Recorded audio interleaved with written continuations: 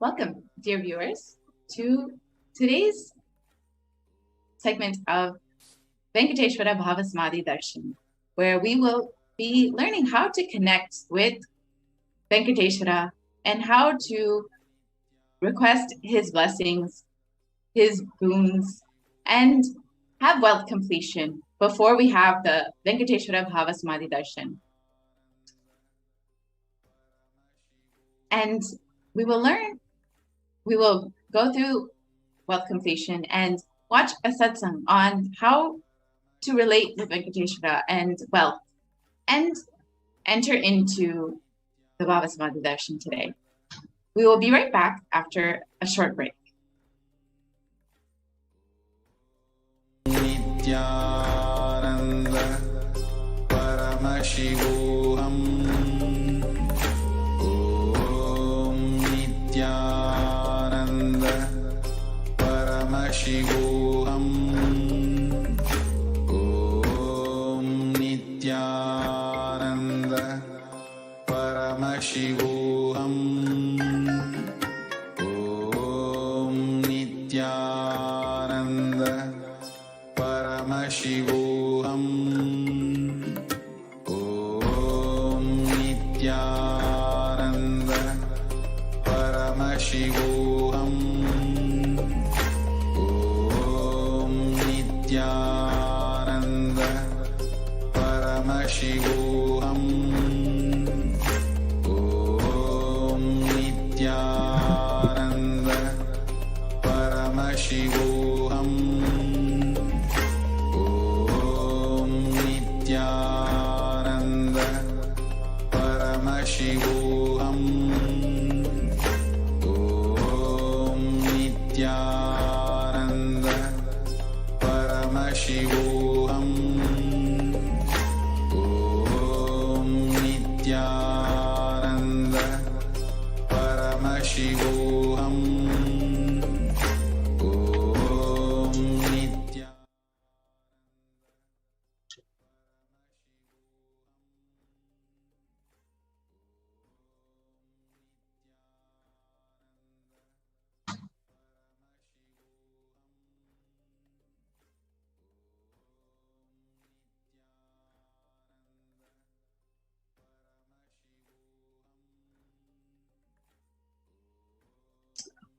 So now we will enter into what is Bhavasamadhi Darshan, manifesting the conscious wealth with the grace and blessings of Bhagavan Venkateshwara, and with the Supreme Pontiff of Hinduism, Jagadguru Mahasannidhanam, His Divine Holiness, Bhagavan Nithyananda Paramashivam.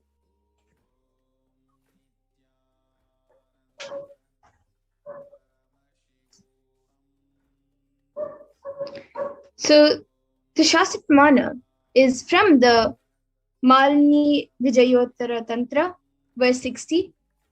Katanat Chaktipata Tadva Yadva Padavalokanat Prasadat Swaguro Samyak Prapyate Paramam Padam. By the enlightening teachings of the Guru, by the Shaktipada, the graceful transmission of the spiritual powers from the Guru, by looking at the sacred feet of the Guru, or by the complete loving favor of the Guru, Prasad, the ultimate goal and space, Paramapadam, is attained.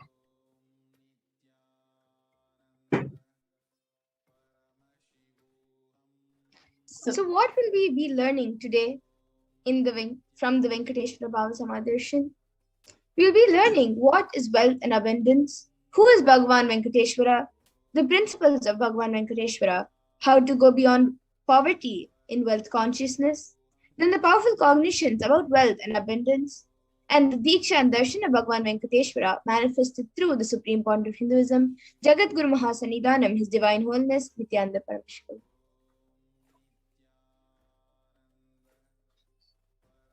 So now we will watch a short video on who is Bhagavan Venkateshwara. Venkateshwara. Venkateshwara is one of the most powerful modern day incarnation. Incarnation happened in Kali Yuga.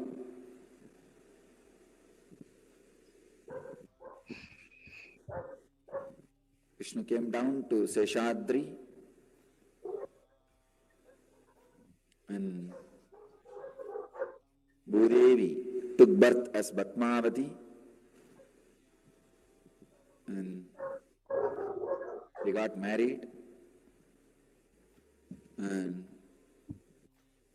stayed in the planet Earth with the body at least for 200 years and created a beautiful kingdom, blessing the devotees with wealth, health, all the auspicious things. Finally, decided to stand in Tirumala, making himself available to all the devotees still. Please understand the Tirumala Murti, Venkateshwara's Murti is his very body. It just became stone, that's all. That's why it is life size. The very body, how he is standing, he just became Archavatara. Archavatara means the incarnation to receive all the worship and devotion of the people. So the Srinivasa became Archavatara, standing in Tirumala and gracing the whole world, whole universe, showering wealth, health, and all the spiritual benefits.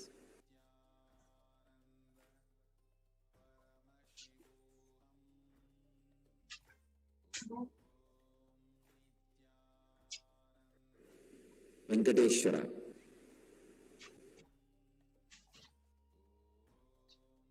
So, what are some of the powerful cognitions you will learn today? You'll first learn about the sacred science of Bhava Samadhi Darshan, who is Bhagavan Venkateshwara, the powerful cognitions about wealth and abundance, and what is blocking your wealth and how to manifest wealth and abundance.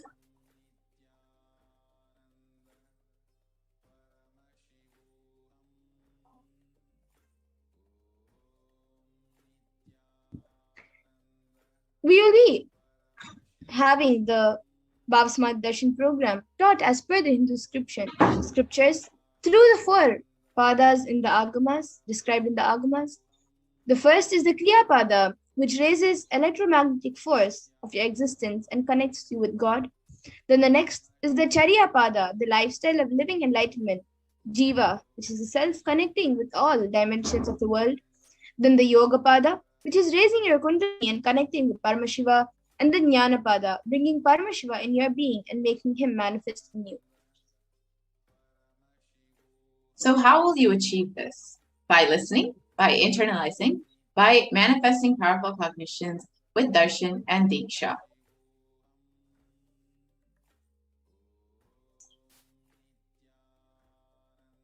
So let's get into the introduction.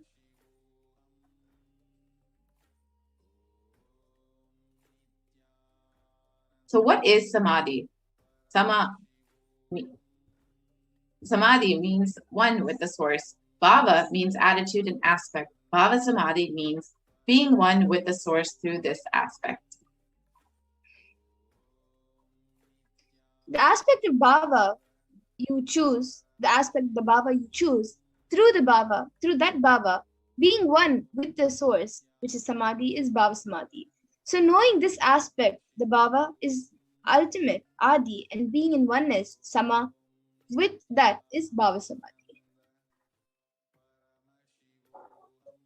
The science of Bhava Samadhi Darshan is the divine cosmic beings. First, you need to understand that divine cosmic beings are real. They manifest from Kailasa, the enlightened time-space zone, through deities and incarnations. And divine cosmic beings manifest through the Archavatara, deities in temples, and through Bhava Samadhi Darshans in Nijavataras, the incarnations.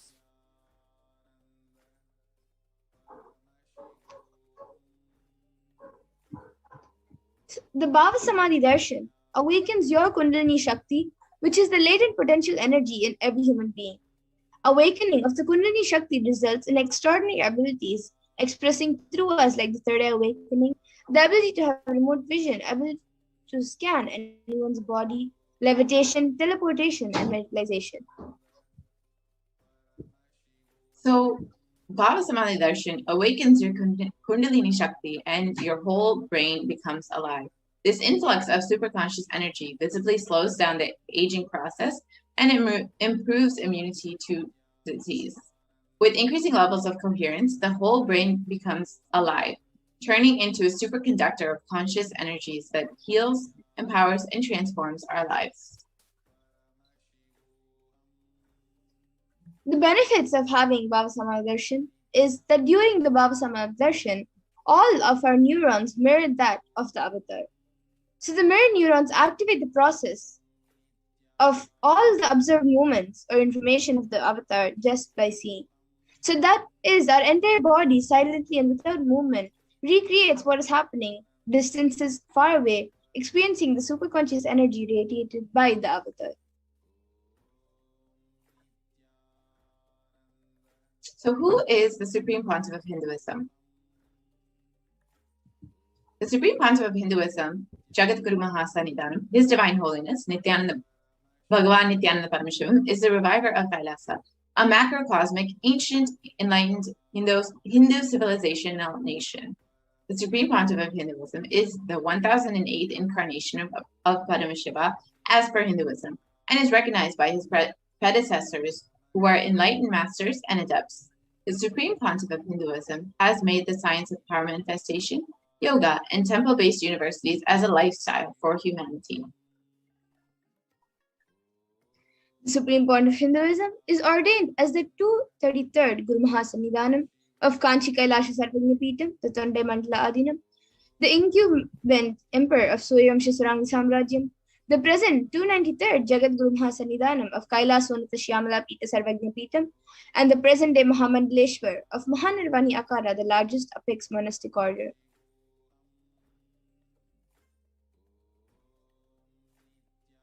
The Supreme Pontiff of Hinduism is the 1008th Acharya Mahamandaleshwar of the Atlakada, the ancient apex body of Hinduism, is the present 23rd Guru Mahasanidanam of Dharma Mukti Swargapura Avadinam, and elected as the Supreme Pontiff of Hinduism by a congregation of over 1,000 Hindu leaders.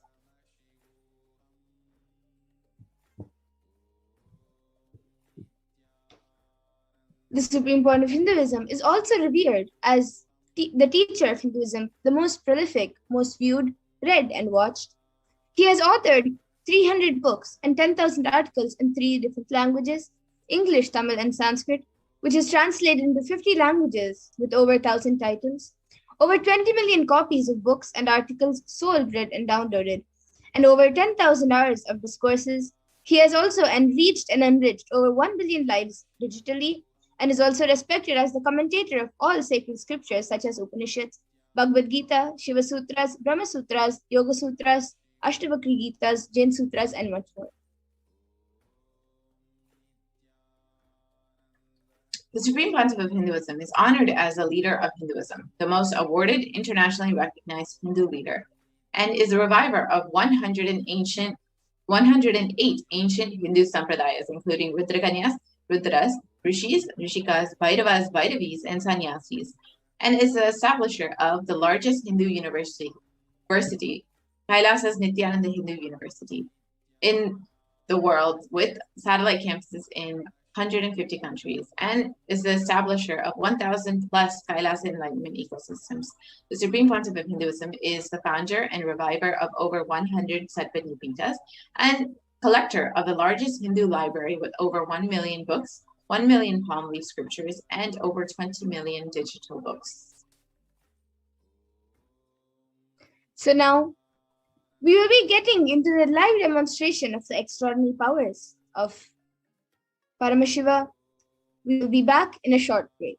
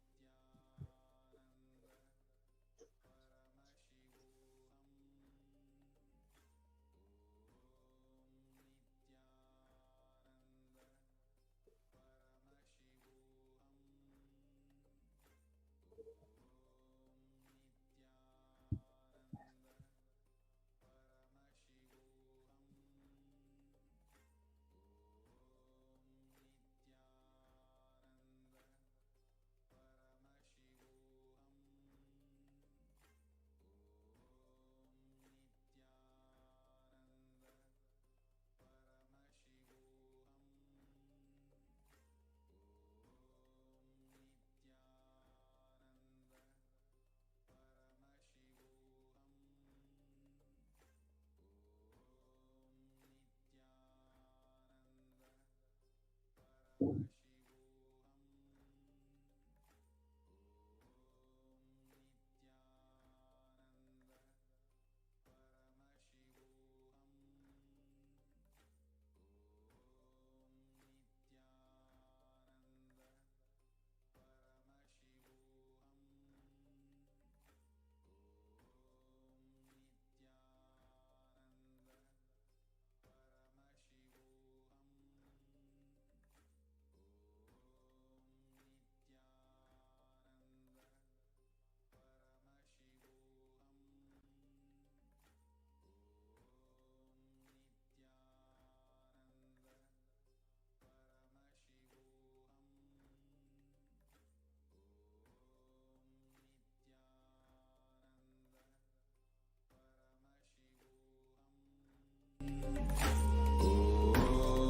Nityanand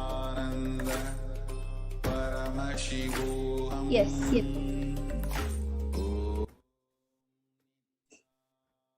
Nithyananda, everyone, welcome back. So now we all just got to know about the Venkateshwara Baba Samadhi Darshan. What is the Baba Samadhi Darshan and what we're going to get from this program. So now let's move into the live demonstration, an exciting segment of the extraordinary powers of Paramashiva.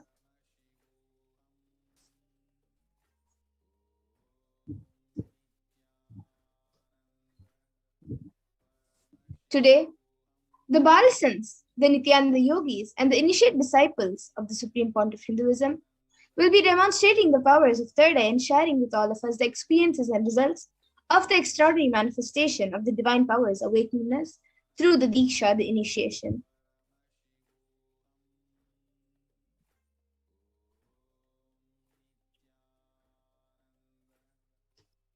In today's Baba Samadhi Darshan, all of us will be receiving the initiation into the powers with the blessings of the and grace of the Supreme Point of Hinduism.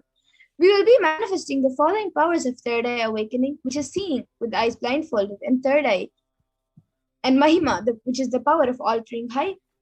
Third eye is a cosmic browsing center located between the brows, which upon initiation, one can effortlessly express and powers and see through the third eye just using the two eyes.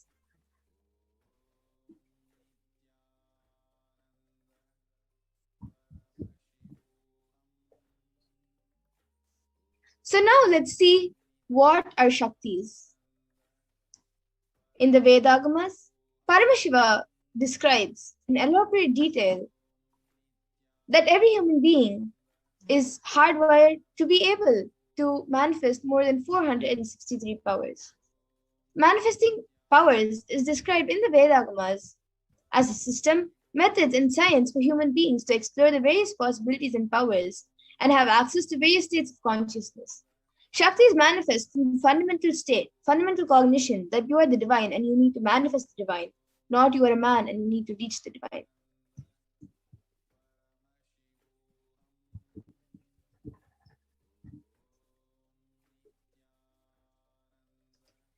All of you might have heard the term Siddhis.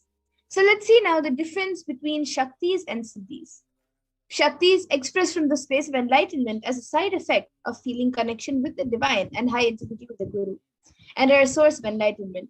Whereas Siddhis are powers that manifest from tapas or penance for enlightenment and are on the path of enlightenment.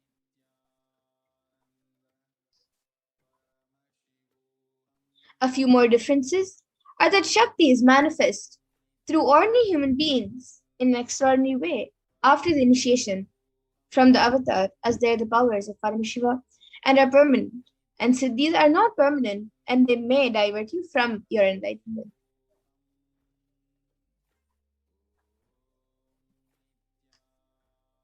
And now the source of all the Shaktis, Paramashiva, is the primordial divinity of Hinduism, the ultimate reality and cause, which is self-effulgent, Swayam Prakasha, all-pervading, unchanging beyond time, space, form, and causality, as the fundamental base of Avyakta and the unmanifest. The unmanifest and Vyakta, the manifest existence, he performs the Panchakritya, or the 5 cosmic acts of Shrishti, creation, Sthiti, sovereign rulership and maintenance, Samhara, rejuvenation, through Baba pulling out a delusion, and Anugraha, which is liberating grace for all living entities.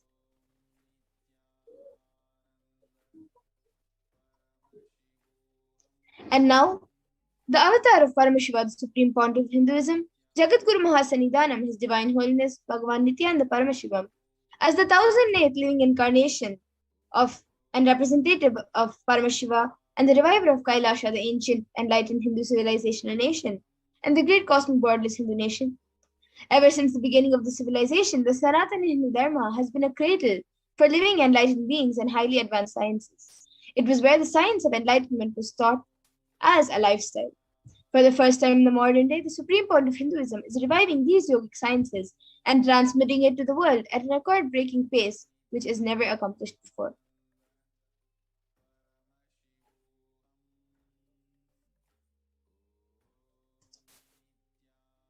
And all of this knowledge is transmitted from one generation to the next generation through the Diksha by enlightened gurus.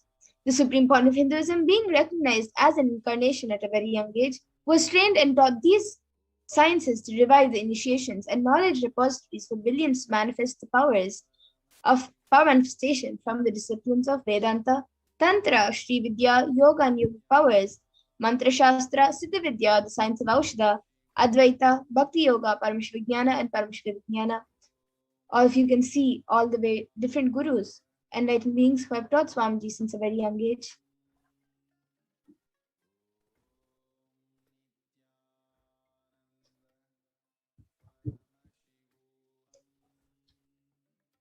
And now we will be seeing how we can awaken these divine Shaktis in us.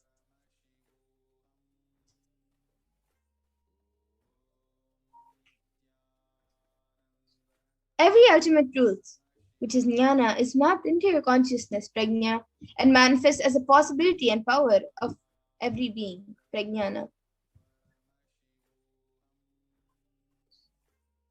Diksha is the direct transfer of spiritual energy by an enlightened being through look, word, or touch. The traditional Vedic book Navaratneshwara states, Sarvasamapi dikshanam muktihi phalamakhanditam avirodhat bhavantyeva prasangyastu bhuktayaha. The main benefit of all initiations is moksha, enlightenment. As a side effect, health, wealth, leadership, and well-being happen. And in Rudrayamala Tantra, Shiva says, Devi diksha vihinasya na siddhihi na cha sadgatihi tasmat sarva prayatnena guruna dikshito bhavet. The one who is not initiated does not attain liberation nor a better future. So by all efforts, one should get initiated by Guru. What is the science of initiation? Neuroscience has proved that the process of initiation floods the brain with energy. This is the superconscious energy of Kundalini, our own highest inner potential energy. As the Kundalini flows from the thalamus to the cortex, it sets up a powerful energy loop within the brain, which awakens the latent non-mechanical parts which we have never used before. With increasing levels of coherence, the whole brain comes alive, turning into a superconductor of conscious energies that heal, empower, transform our lives, bliss and fulfillment. Initiation creates high awareness, visualization, creativity. It also slows the aging process and improves the immune system. Kundalini awakening, healing experience, levitation, teleportation, materialization. Experience the power of initiation through a range of exclusive programs conducted at the ashram. Nithyananda Dhyanapeetham, Nithyananda Nagar, Biddi, Bengaluru. Contact 97422 03311 82774 90091. Visit www.nithyananda.org.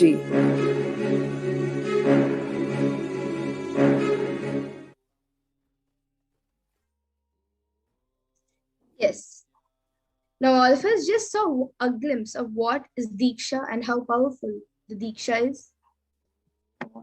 Now, let's look at the 4 aspects which the power manifestation science is authenticated through, the pramanas. Yes, ma'am. So the science of power manifestation is authenticated through 4 aspects of evidences or pramana. The Shastra Pramana, the eternal unchangeable truths revealed in the source scriptures.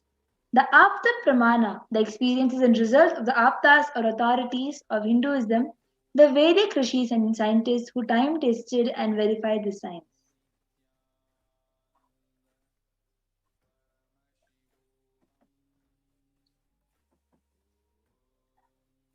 And the next is the Atma Pramana, or the accounts from the Supreme Point of Hinduism, Jagadguru Mahasanidanam, His Divine Holiness. This millennium's avatar's personal experience of the power manifestation, and the Pratyaksha Pramana, which is the empirical evidence from observation and scientific experimentation.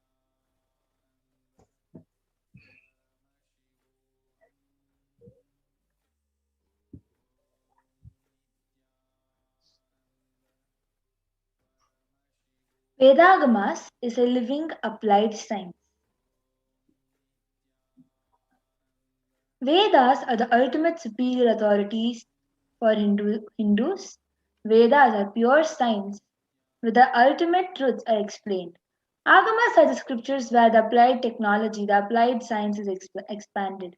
Vedas and Vedagamas are given the status of Shruti as they are directly revealed by Paramashiva. They are the ultimate, eternal, unchangeable truths. A reference cited from these Shastras or the source scriptures is called the Shastra Pramana.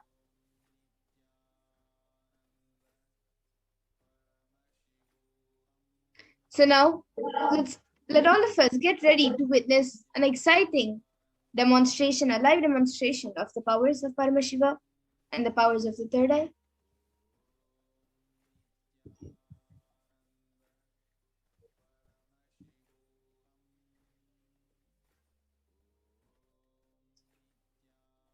Yes, we can move on to the next slide, please.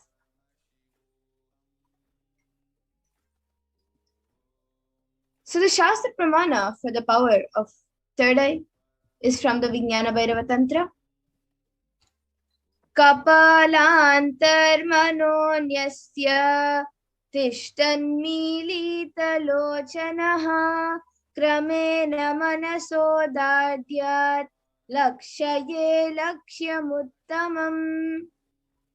The translation for this verse is, by fixing the mind on the inner space within the crown center and sitting stably without any movement, having the eyes closed in succession, by that stability of the mind in inner space through the power of the third eye, one directly sees the ultimate goal Lakshyam by having the vision beyond the sight that reveals any object or place, attaining the space of oneness with the source Paramashiva.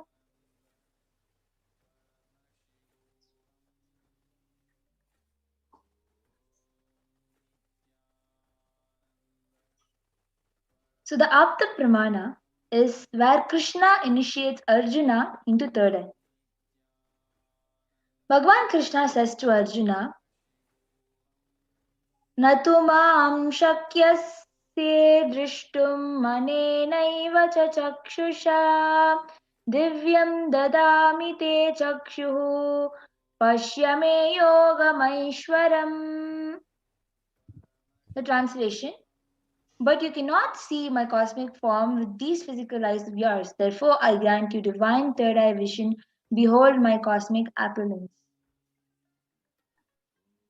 In the Hindu Purana Bhagavad Gita, Bhagavan Krishna initiates Arjuna into the power of third eye to behold Krishna's Vishwarupa Darshan, the vision of his cosmic form. The 11th chapter of Bhagavad Gita, which contains the description of Bhagavan Krishna's cosmic form, is completely narrated by Arjuna as he sees Bhagavan Krishna through third eye.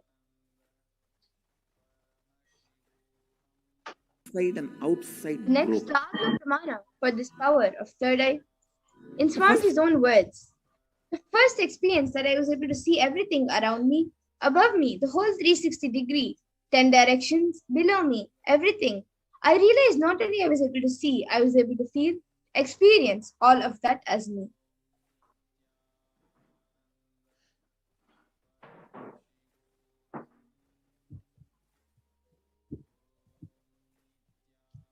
So now, the Pratyaksha Pramana, the empirical evidence from observation and scientific experimentation. Study measures and compare metabolic cell activity of the brain in conscious and meditative open of third eye states using the PET, which is the posterior emission tomography. When doing daily activities, it recognized that high activity is measured in the brain where the third eye was located, whereas when in deep samadhi state, which means in the third eye open space, only third eye region is active and almost 90% of the rest of the brain is at peace.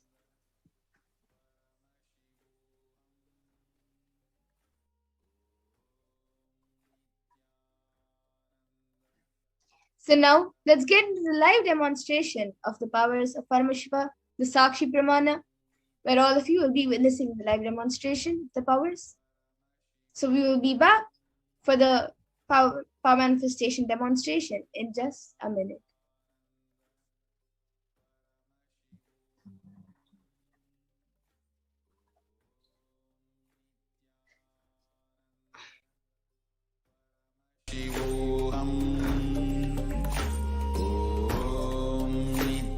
Just be alive for next 3 years. Don't die within next 3 years.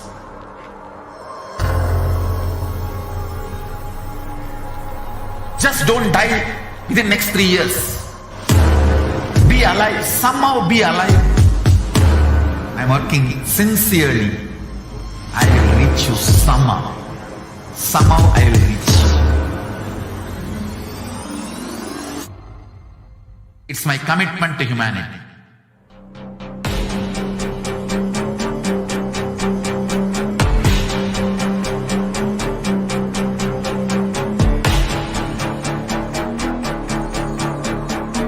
Just don't die within next 3 years. I will reach you wherever you are, whichever corner of the world you may be. I will reach you with enlightenment. You manifesting the space, state, powers, being Paramashivoham. It is possible, and it is possible for you.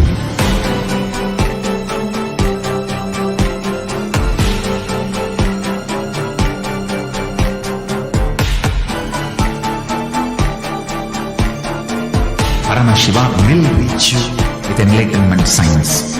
I know he is going to do the job. Just be alive for next 3 years. Nothing else. Just be alive for next 3 years. Don't die within next 3 years.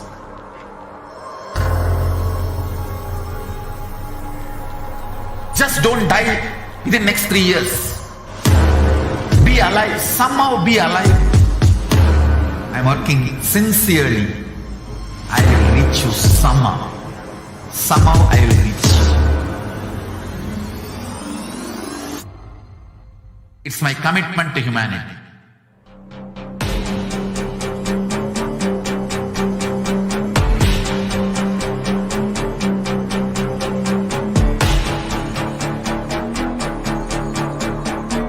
Just don't die within next 3 years.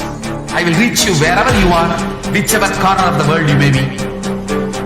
I will reach you with enlightenment. You manifesting the space, state, powers, being Paramashivoham. It is possible, and it is possible for you.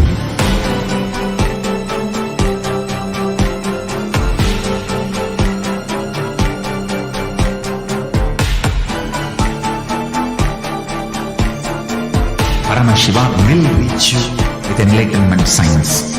I know he is going to do the job.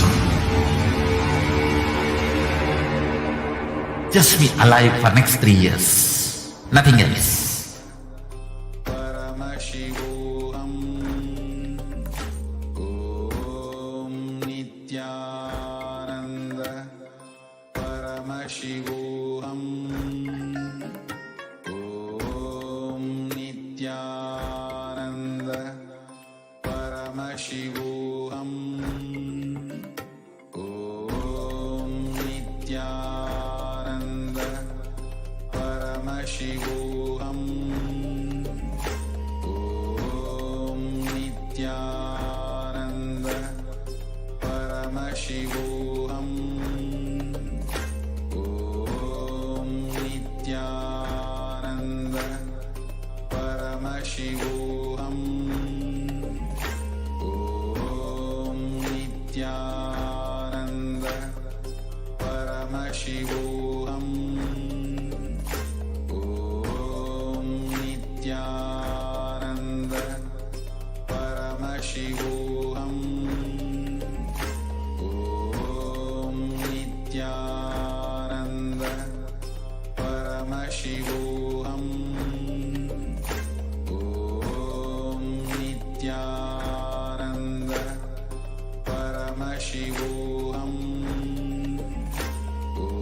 Om Nithyananda Paramashivoham. Om Nithyananda Paramashivoham. Om Nithyananda Paramashivoham. Om Nithyananda Paramashivoham. Om Nithyananda Paramashivoham. Om Nithyananda Paramashivoham. Om Nithyananda Paramashivoham. Om Nithyananda. What I mean by the word Kailasa, listen intensely. Enlightenment ecosystem, literally enlightenment itself, in your own home, wherever you are. If you cannot come to Kailasa, it's okay. Kailasa can come to you. Kailasa coming to you is Kailasa.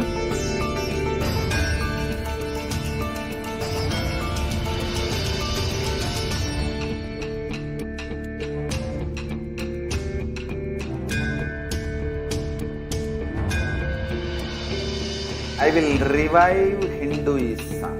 I am a Hindu revivalist, not by any revolution, but by evolution.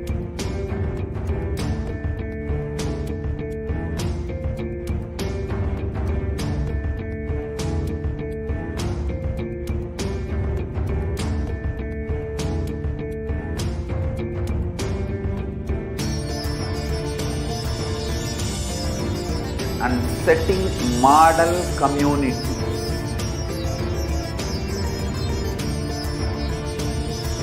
Kailasa, enlightenment ecosystems, Sarvanya Peethas all over the world.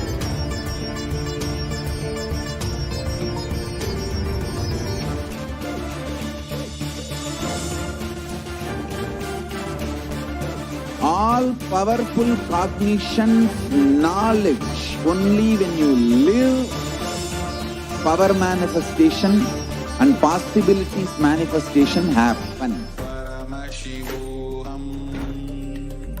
Yes. So now I have with me Ma Amrita, who will be putting on this eye band for me, and I will be doing the power of third eye, which is reading with the eyes blindfolded. So this is the blindfold which I will be using, and it is certified by ophthalmologist. This is the thick plastic opaque sheet, and behind it we have a thick black sponge which will not let any light to enter into the eyes. And without light, it is told that you cannot see anything without light. So this will even prevent all the light, and there will be no gaps anywhere for light to go through. So now Ma Amrita will be putting this eye band on me. And once that is done, any of you can post your comments in the YouTube comment section, and I will be reading it out.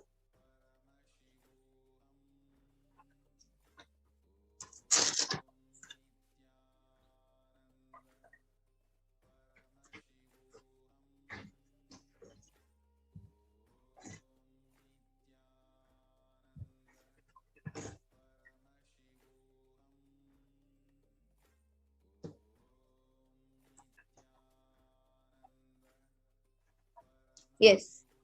So now I have the eye band put on me. I will be turning to my right, to my left, up and down. So all of you can see that there's no gaps anywhere around in a way that I can see. But of course, I can see through my third eye.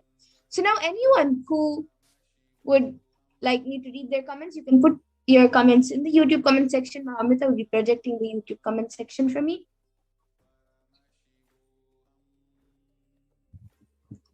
Yes, so we have the last.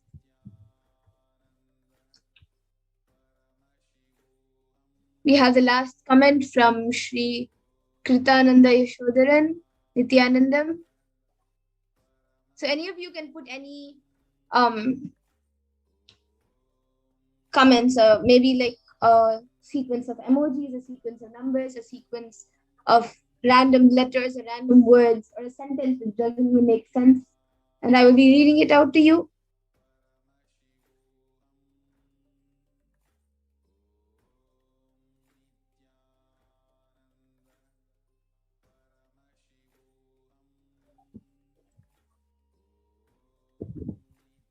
Okay, so maybe we can scroll up and I can read the comments on top. Okay, so we actually have one comment who just came, Edison Monterio. I am cool with you, Edison.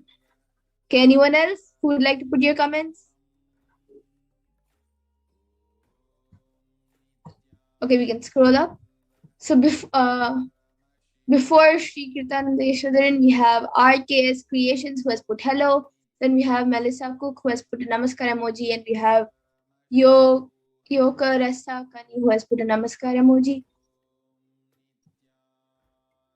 And anyone else who would like to put your comments?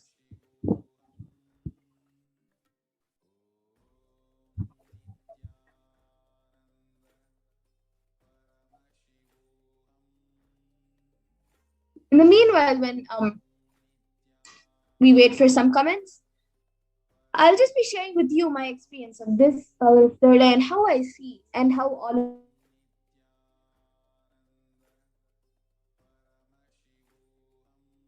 it shows up in different ways. For some people, it shows in pictures. For some people, it shows as words. For some people, it just shows as it is.